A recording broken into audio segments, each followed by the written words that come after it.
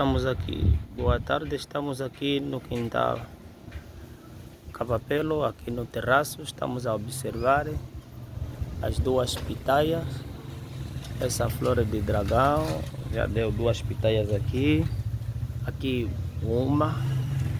Aqui também, assim são três pitaias. Vou curvando aqui. Aqui tem uma pitaia. Tem esta pitaia aqui. Tem duas, três, quatro, cinco, seis pitaias. Seis pitaias.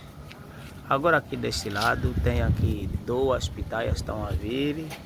Agora aqui logo tem uma, duas, três, quatro, cinco pitaias. Então vamos ver como é que vai florir e depois vamos polinizar. Obrigado, força aí. Boa tarde.